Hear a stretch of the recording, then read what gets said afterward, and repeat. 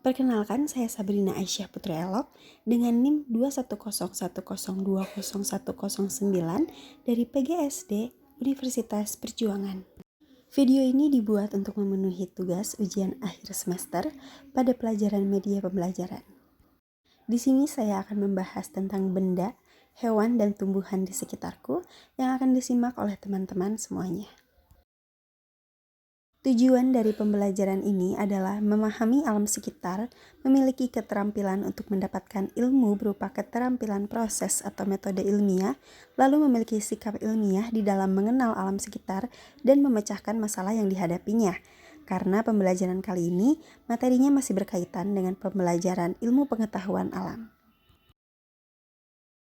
Materi pertama yang akan kita bahas adalah benda. Benda adalah suatu kata yang dalam penggunaannya sering dapat dipertukarkan dengan kata-kata semisal objek, materi, zat, dan barang. Benda juga dibagi menjadi 3 sesuai dengan jenisnya, yaitu padat, cair, dan juga gas.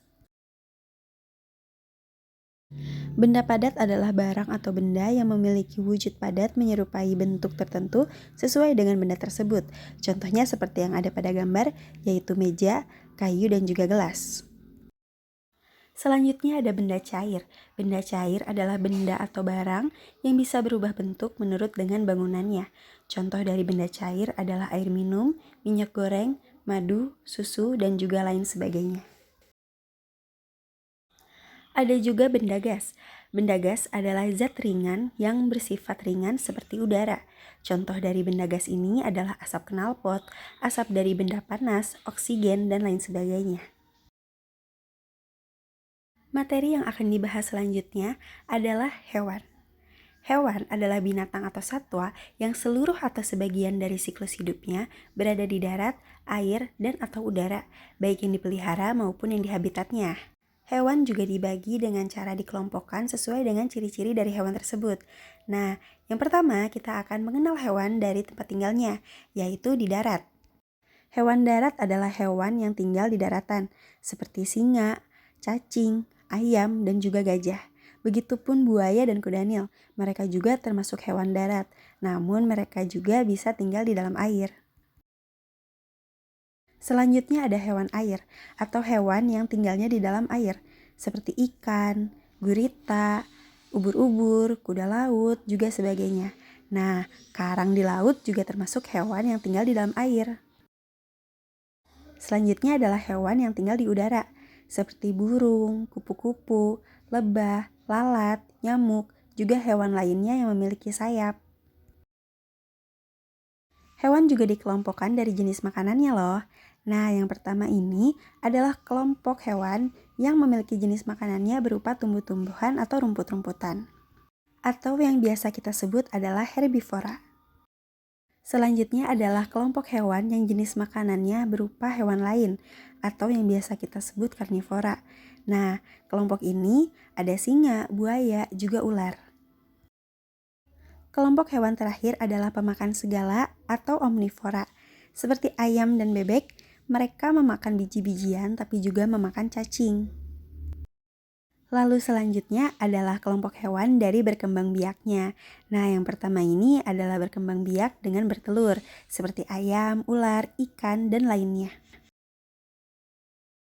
Lalu kelompok hewan selanjutnya adalah berkembang biak dengan cara melahirkan, seperti kucing, kelinci, kuda, dan lain sebagainya. Kelompok ini juga sering disebut sebagai hewan mamalia. Subjudul terakhir pada materi kita kali ini adalah tumbuhan. Nah, tumbuhan sendiri merupakan salah satu makhluk hidup yang terdapat di alam semesta. Selain itu, tumbuhan adalah makhluk hidup yang memiliki daun, batang, dan akar sehingga mampu menghasilkan makanan sendiri dengan menggunakan klorofil untuk menjalani proses fotosintetis. Tumbuhan juga dikelompokkan loh untuk beberapa jenis. Untuk kelompok pertama adalah tumbuhan dikotil, yaitu tumbuhan biji berkeping 2 yang disebut tumbuhan dikotil, seperti durian, kacang tanah, juga rambutan. Selain dikotil, ada juga tumbuhan monokotil, yaitu tumbuhan yang bijinya hanya berkeping 1, seperti padi, jagung, juga salak. Kelompok selanjutnya bisa dilihat dari akarnya. Nah, yang pertama ini adalah akar serabut. Tumbuhan yang berakar serabut memiliki akar yang menyerupai serabut.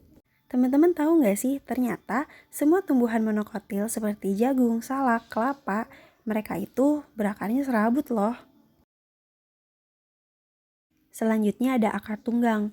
Semua tumbuhan dikotil yang ditumbuhkan dari biji lembaga memiliki akar tunggang. Misalnya, kacang tanah dan juga bayam. Akar tunggang terdiri atas satu akar pokok dan akar berakar kecil lainnya. Akar kecil merupakan percabangan dari akar pokok tersebut. Tumbuhan juga dikelompokkan dari jenis daunnya loh. Nah, yang berikut ini adalah tulang daunnya menyirip. Jadi, tulangnya menyirip seperti susunan sirip-sirip ikan. Yang kedua adalah jenis daunnya merupakan tulang daun sejajar seperti garis-garis lurus yang sejajar. Yang ketiga adalah jenis daun yang bentuknya merupai garis-garis lengkung yang ujungnya terlihat menyatu. Yang terakhir adalah jenis daun yang bentuk tulang daunnya menjari seperti susunan jari-jari di tangan. Itu tadi materi tentang benda, hewan, dan juga tumbuhan yang ada di sekitarku. Terima kasih semuanya yang sudah menyimak.